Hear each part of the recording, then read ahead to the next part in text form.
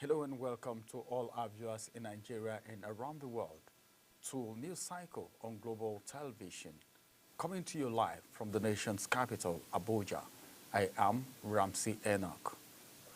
A quick reminder that Global Television is on DSTV channel 365 and StarTimes 276. Remember that you can download the Global TV Nigerian mobile app for Android and iOS devices to keep track of all our broadcasts. Now the full news in details. President Bola Ahmed Tinubu joined fellow Muslims at the National Mosque in Abuja, Nigeria, for a special Ramadan Friday prayer session. The significant event coincided with the president's upcoming 73rd birthday, which is on Saturday, and comes 2 months before his administration's second anniversary. Our correspondent Godwin Sunday joins us from the venue with this report. This collective prayer is seen as a powerful tool for guiding the nation towards progress and harmony. Allahu Akbar, Allahu Akbar. The prayer section aimed to promote unity and spiritual reflection, with President Tinubu inviting the public to join in spirit by offering prayers at their places of worship in commemoration of his forthcoming 73rd birthday. Feel good, feel happy, and give thanks to Almighty Allah that has protected us so far and continue to answer our prayers, accept our ibadah. That is key and very important to all of us. A prayer for our country to stabilize, keep in peace, and safeguard our people, all the citizens. The National Imam seized the opportunity to offer special prayer session for the president and urge Muslims to be committed to national development, while urging citizens to pray for divine guidance, unity and healing of the land. Special prayer for the morning. But Alhamdulillah, we did it, and this one also for your excellency. May Allah be with you. May Allah be with you. May Allah be with you. And make you triumphant upon every evil, inshallah. We pray for you. Godwin Sunday, reporting for Global TV News. President Bola Tinubu inaugurated the 18.8 billion naira Lion upgrade of the Buruku-Boko water supply project. The project, located in Emela-Boko local government area of Benue State, serves as a major underground water collection site in the region. The project, originally conceived in 1992 by former President Ibrahim Badamasi Babangida to provide clean and safe drinking water to Boko, Buruku and the surrounding areas, was neglected by successive administrations. Meanwhile, amid the gathering of opposition politicians towards galvanizing a coalition to unseat President Bola Tinubu in 2027, the President of Senate, Godswill Akpabio, has assured that the President will not lose sleep over his re-election for his second term in office is guaranteed, notwithstanding ongoing plot by the opposition. Speaking during the special Iftar Lent dinner organized by the Progress Governors Forum, he says the dinner is to strengthen fellowship and depending on the bond of unity among governors, National Assembly members, ministers, the top government functionaries and the leadership of the ruling All Progressive Congress, that is APC, in Abuja. Ghanaian President John Mahama has visited Nigerian counterpart Bola Tinubu at the Senate House in Abuja. The first visit since his inauguration on January 7 is to brief President Tinubu, who also doubled as the chairman of the ECOWAS Authority of Heads of State and Government, of his recent visit to Burkina Faso, Mali and Niger. Godwin Sunday has the details. While briefing journalists, the Ghanaian president, John Mahama, says he was in Nigeria to keep President Bola Tinubu updated on diplomatic efforts with the military junta leaders of Mali, Niger, and Burkina Faso aimed at addressing regional security and stability. Mahama acknowledged the complexities of the regional issue, but assured that with continued constructive dialogue, all pending issues between the Alliance of Sahel States and the Economic Community of West African States will be resolved. Twofold: to thank him for the honor done me during my inauguration, but also to brief him on a visit I made to the Sahelian countries, Burkina Faso, Mali, and Niger, and to bring him up to date with some of the issues that I discussed with him. As ECOWAS chairman, it's my duty to come and brief him on some of the concerns that were raised there, so that we continue to see how to dialogue with those other countries. Most definitely, sir. The region will be willing to have the three Sahelian countries back. Any good news from there? Well, it's a complicated situation, and it's not as easy as we might think, but we just need to continue to dialogue and see how we can continue to cooperate together. In his response, President Tinubu says his talks with the three Alliance of Sahel states were essential to safeguarding lives and fostering prosperity across the region. Indeed, very happy of the effort is made to have a bridge between the AES countries and the ECOWAS. It's not a bad idea for us because of the security situation in the Sahel region and what economic opportunity that we must embark to ensure security of life and properties of our citizens.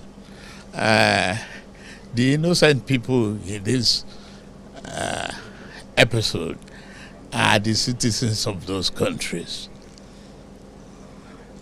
Not much about us, the leadership. The citizens must be the first, beneficiary and the first part of reasons together. Godwin Sunday, reporting for Global Television. The Kano State Police Command has banned all Salah Durbar celebration across the state ahead of the 2025 Eid al-Fitr festivities.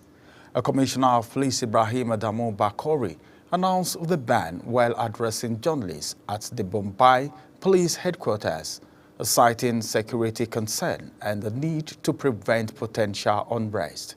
According to CP Bakori, intelligence reports indicated plans by certain groups to disrupt the Durbar festivity and create instability. The Economic and Financial Crimes Commission has declared businesswoman and socialite Aisha Achimogu wanted. The agency spokesman, Dele Oyewale, made this known in a circular released via the EFCC's X handle. According to the EFCC, Achimogu is wanted by the agency in an alleged case of criminal conspiracy and money laundering. A bill seeking to return Nigeria to the parliamentary system of government passed second reading at the House of Representatives. The bill seeks to establish the office of the Prime Minister as head of government and the President as head of state. The proposed legislation was among the 32 constitutional amendment bills passed by the lawmakers during a plenary session presided over by the Deputy Speaker, Benjamin Kalu.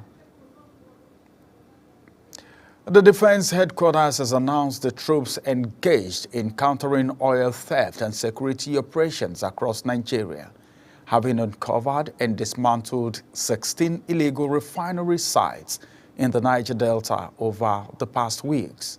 In a statement signed by the Director of Defense Media Operations, Major General Marcus Ganke, troops prevented the siphoning of crude oil worth over 536.7 million naira and confiscated 48 smuggling boats and rescued kidnapped victims.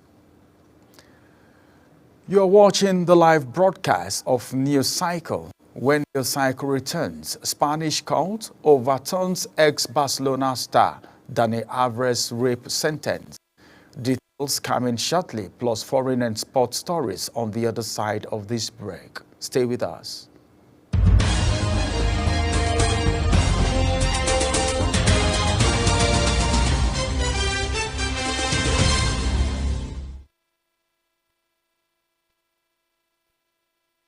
Do you know that Global Television can be watched in Nigeria and all over the world? Download the Global TV Nigerian mobile app for Android and iOS devices to watch Global Television real-time from around the world. What are you waiting for? Start downloading and stay connected to Global Television.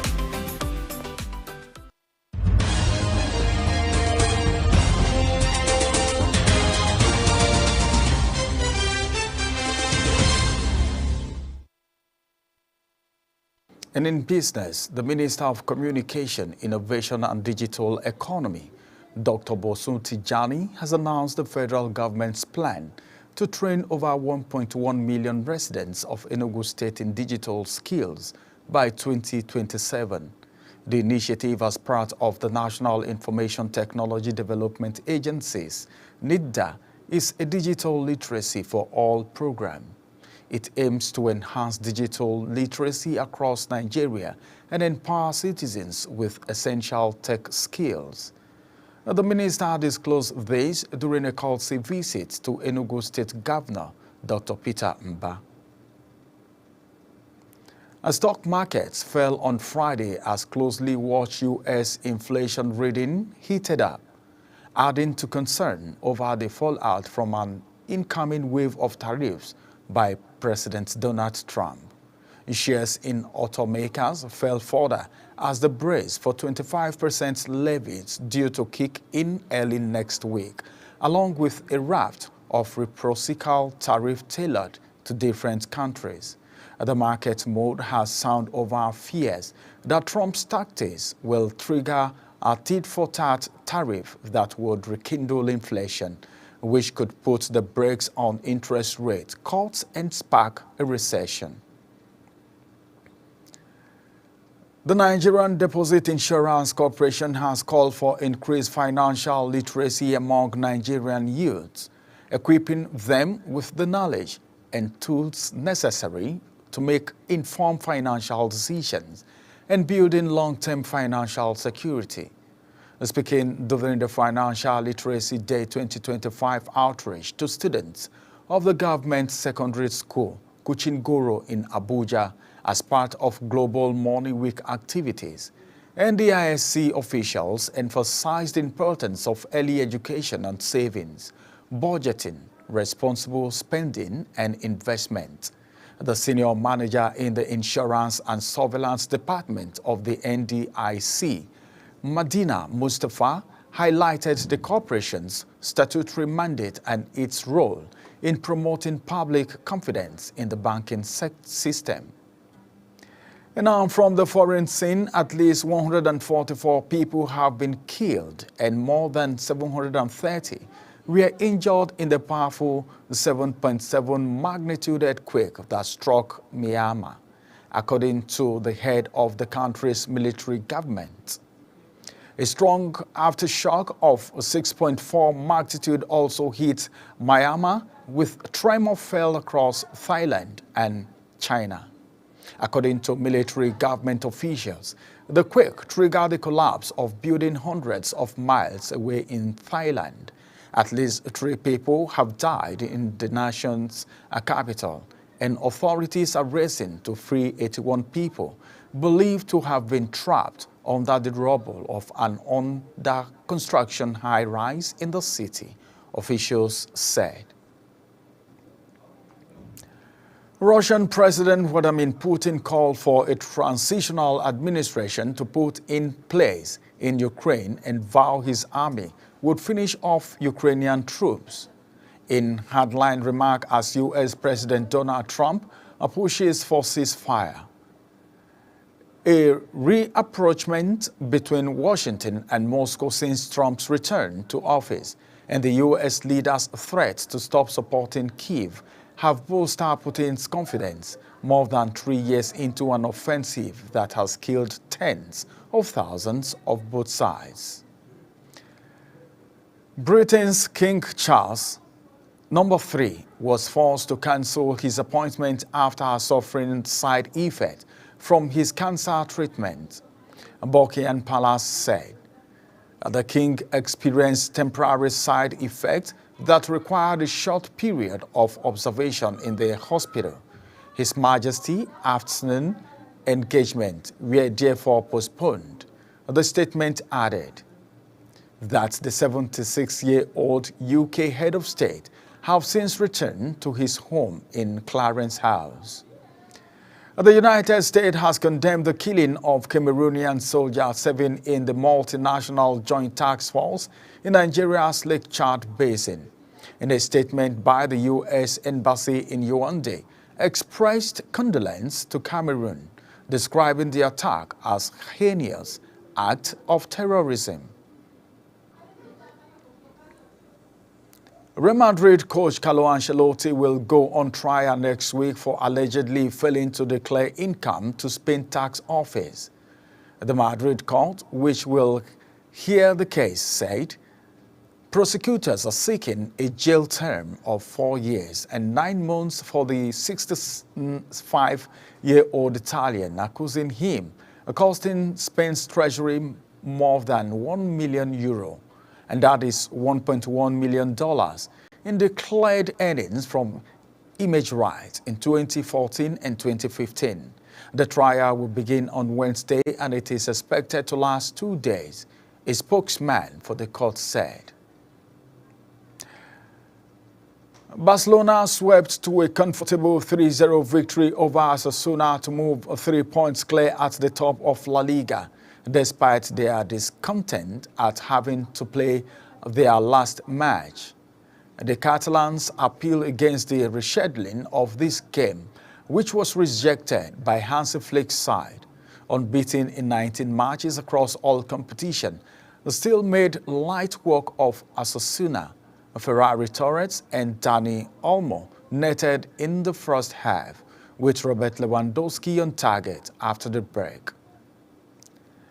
That's it on Global TV News Cycle. Kindly follow us across all social media platforms now showing on your screen by using @Global TV NG.